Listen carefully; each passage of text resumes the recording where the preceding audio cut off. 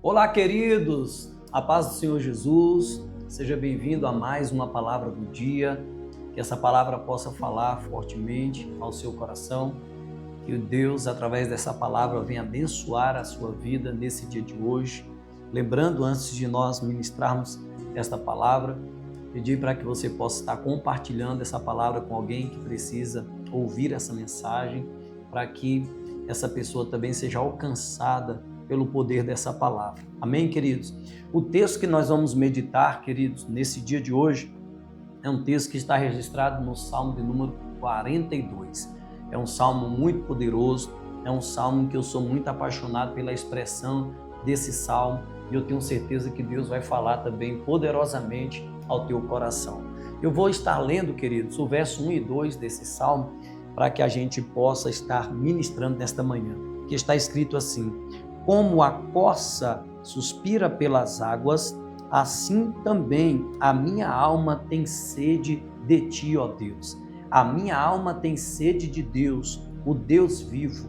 Quando entrarei e me apresentarei ante a face de Deus? Queridos, essa expressão é muito poderosa. Nós já ouvimos diversas ministrações a respeito deste salmo. Este salmo foi composto pelos filhos de Corá, ou Coré, dependendo da tradução da Bíblia que você usa, né? Mas esse salmo expressa o sentimento de fidelidade, o sentimento de comunhão, de relacionamento, de fé e de firmeza que o salmista tinha em Deus. É interessante, queridos, que a expressão usada pelo salmista, né, no versículo 1, assim como a corça ou assim como o cervo anseia por águas, às vezes nós temos o entendimento que é apenas um animal com sede querendo beber água. Mas no original e pelo contexto também completo do Salmo 42, nós vamos entender que o salmista ele não está apenas falando de alguém que está com sede. É muito mais profundo. Quando o salmista usa essa expressão, assim como a corça suspira por águas, no texto original, a expressão que o salmista está dizendo, ele está comparando a um animal que está fugindo de um caçador. É como um animal que está sendo caçado, né, pela mata, e esse animal está fadigado de tanto correr e de tanto fugir daquele que o quer matar. E nesse momento de exaustão, o animal ele começa a suspirar com sede. É essa expressão que o salmista ele está querendo dizer.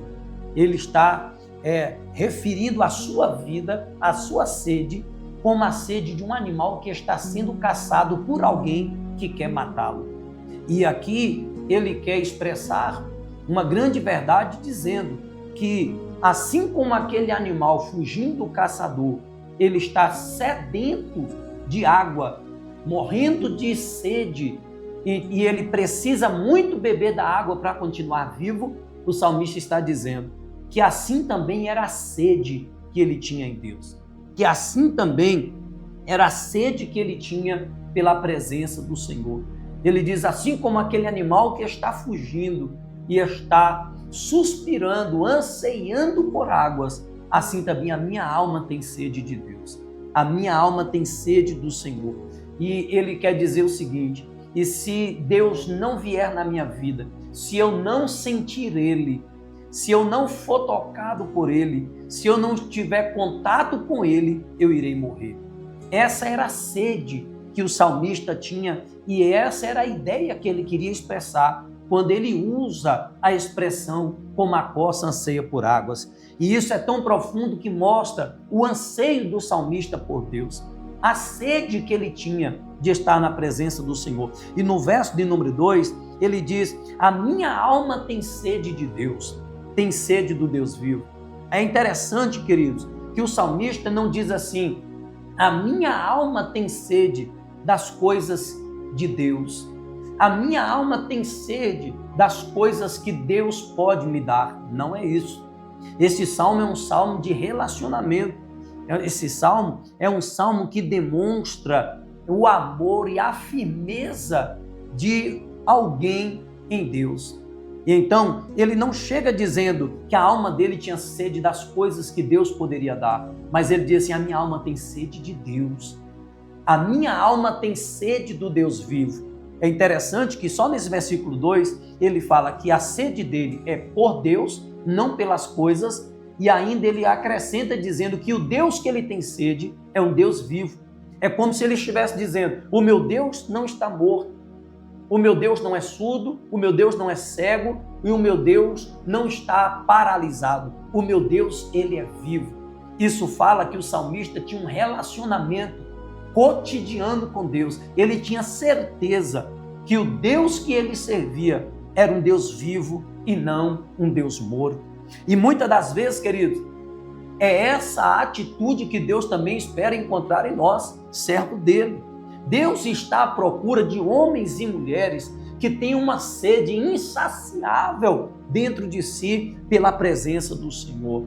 Deus está à procura de servos que têm uma sede pela presença dele, não pelas coisas que ele pode dar. Nós vivemos em um tempo, amados, em que muitas pessoas vão à igreja, vão à casa do Senhor, mas elas estão interessadas naquilo que Deus pode dar. O salmista é diferente. A minha alma tem sede, e se ele não saciar, eu vou morrer. E a minha sede não é pelas coisas que Deus pode me dar, mas a minha sede é pela presença dele. A minha sede é por contemplar a sua face. E isso é muito poderoso, querido. E esse texto fala de uma luta, de uma perseguição.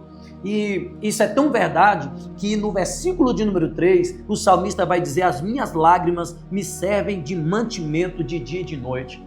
Olha o que o salmista está dizendo, que o momento que ele está vivendo é um momento tão conturbado, é um momento tão desesperador, é um momento tão angustiante, que ele não se alimenta mais do alimento cotidiano. Mas ele diz: nesses últimos dias eu tenho vivido tão angustiado, que o que tem me alimentado são as lágrimas que eu tenho derramado.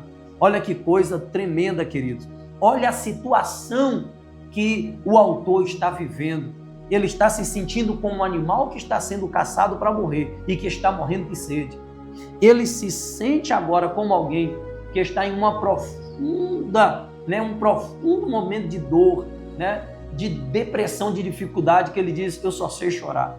São as minhas lágrimas que têm me alimentado. Talvez nesse dia eu estou falando com alguém que tem vivido dia semelhante a desse autor, deste salmista.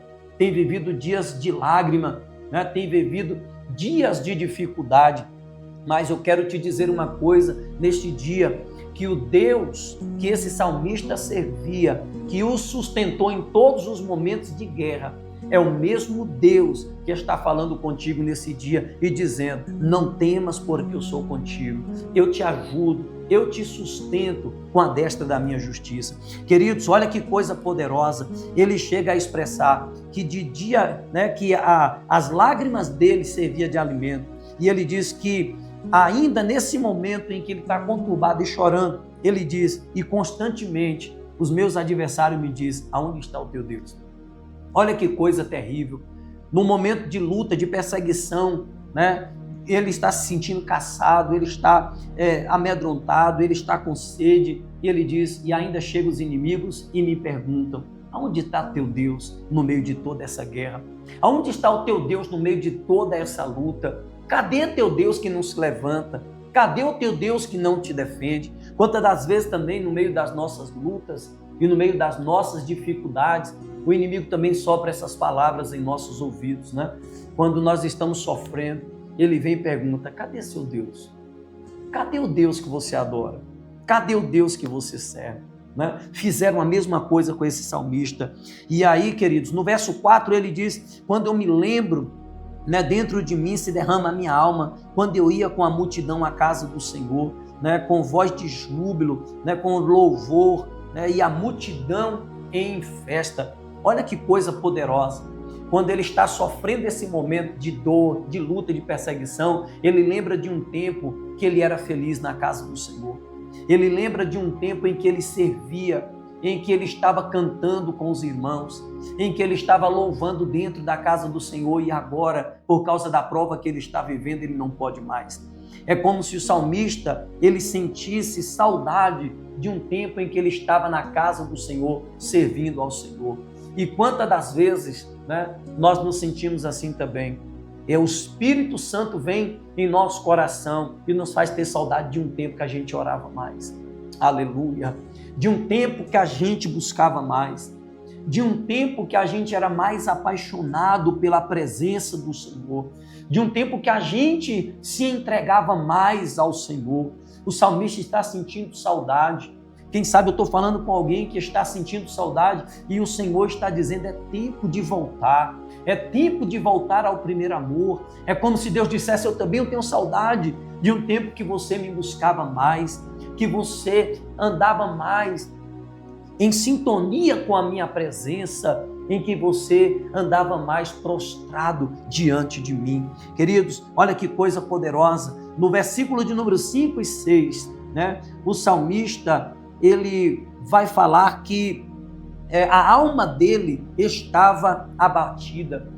Que a alma dele estava abatida. Mas é interessante, queridos, que no momento em que a alma dele está abatida, o salmista diz que ele conversa com a sua alma. O que ele está fazendo? Ele não está deixando a sua alma falar no momento da dor. E isso é um perigo, queridos. Quando nós não ministramos sobre a nossa alma e deixamos que no momento da nossa dor, no momento da nossa luta, a nossa alma fale sozinha. E quando a alma fala, o coração azeda, a esperança vai embora, a tristeza toma conta, o semblante cai, a autoestima vai embora. Por quê? Porque a alma está falando sozinha. A alma está gritando, dizendo não tem mais jeito. A alma está gritando e está dizendo já era. Mas o salmista, ele nos ensina uma grande verdade. Quando a alma quer gritar, quando a alma quer falar, o salmista grita na frente dela e diz, por que te abates, ó minha alma? E por que te perturbas dentro de mim? Espera em Deus, porque eu ainda o louvarei. O que o salmista está fazendo aqui, queridos? O salmista está ministrando sobre a sua alma no tempo da dor, uma palavra de esperança, uma palavra de fé e uma palavra de firmeza. Que coisa poderosa! No versículo de número 8, o salmista, ele vai chegar a dizer, no verso de número 8, contudo, o Senhor mandará. Mas antes eu quero falar do verso 7. O salmista diz, um abismo chama outro abismo, e o ruído das tuas catapultas estão sobre mim, e as tuas ondas e vagas passam sobre mim. Queridos, o processo que o salmista estava vivendo era um processo tão doloroso e tão profundo, que ele chega a declarar aqui no verso 7, que o processo que ele estava passando era um processo tão difícil que não dava intervalo de dor, não dava intervalo de notícia ruim. Ele diz, é um abismo chamando outro abismo, são as tuas ondas. A impressão do salmista é como uma onda quebrando em cima da outra. Você que já esteve no mar, você que já se banhou, você já passou por esse momento, sabe que às vezes você cai numa onda e quando você se levanta já vem outra onda e bate. O salmista está dizendo, nos últimos dias o que eu estou vivendo é uma notícia ruim atrás da outra, é uma pancada em cima da outra. Olha o que esse homem está vivendo, queridos. Mas aí, quando no verso 7, ele diz que é uma onda em cima da outra, no verso de número 8, o salmista diz assim, contudo, o Senhor de dia manda sobre mim a sua misericórdia e à noite um cântico e uma oração ao meu Deus. Olha que coisa poderosa. Ele diz, ainda que eu estou vivendo um momento que é uma pancada em cima da outra, é uma luta em cima da outra, o salmista diz, eu não estou sozinho, porque o Senhor manifesta a sua misericórdia. É como se ele dissesse, eu só estou de pé ainda, porque a misericórdia do Senhor está me sustentando. É aquilo que Jeremias disse em Lamentações, que a misericórdia do Senhor é a causa de nós não sermos consumidos. Olha que coisa poderosa, esse salmo, ele é tremendo e traz muitas lições para a nossa vida. Olha o que o salmista ele está dizendo, que o Senhor de dia manifesta a sua misericórdia. Ele diz, tudo que eu estou passando, só estou de pé, porque a misericórdia de Deus está me sustentando. E ele diz que de noite o Senhor visitava ele com uma alegria na alma, que lhe gerava um cântico e uma oração. Lembra de Paulo e Silas que apanharam, levaram uma quarentena de açoite e foram lançados dentro daquela prisão em Atos 16?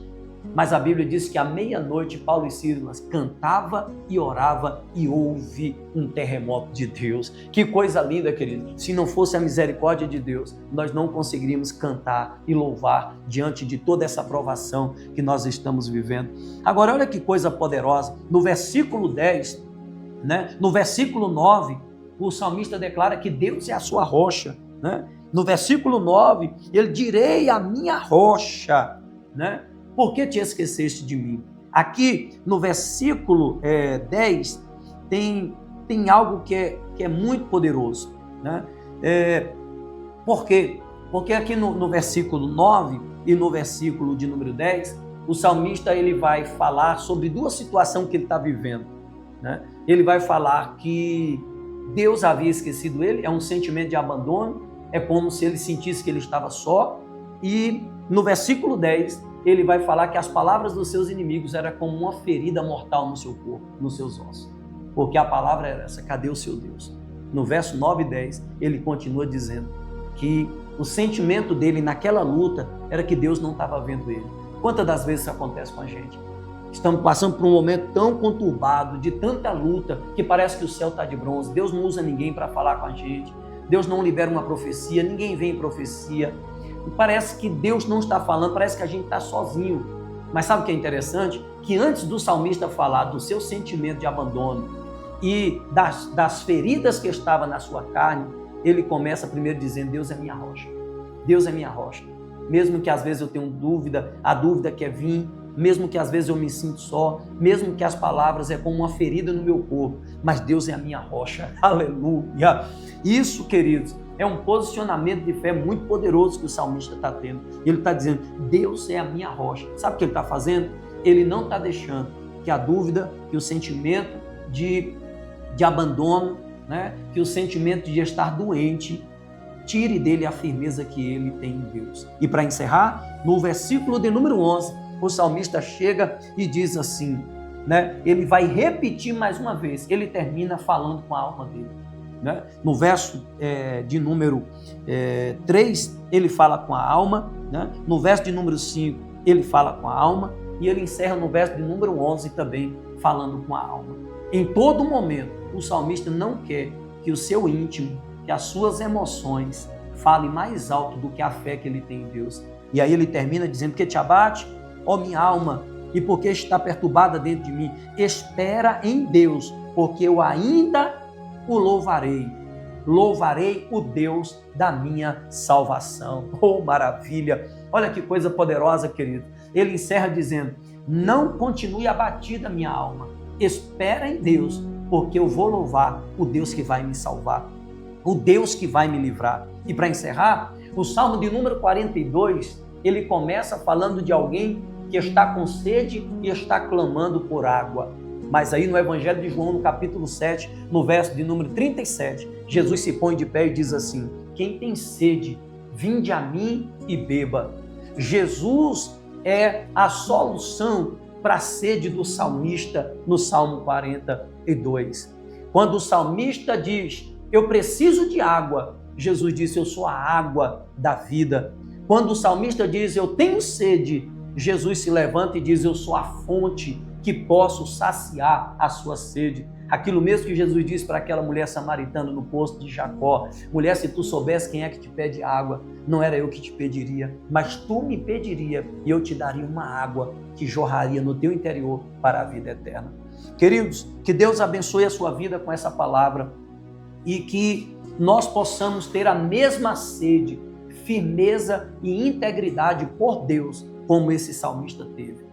Que nós possamos ter a vida alicerçada em Deus, que nos momentos de luta, de perseguição, de afronta, de palavras de desânimo, Deus continua sendo o centro da nossa vida.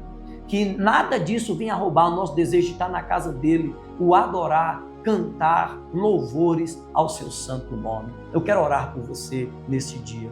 Pai, abençoa, Senhor, essa vida.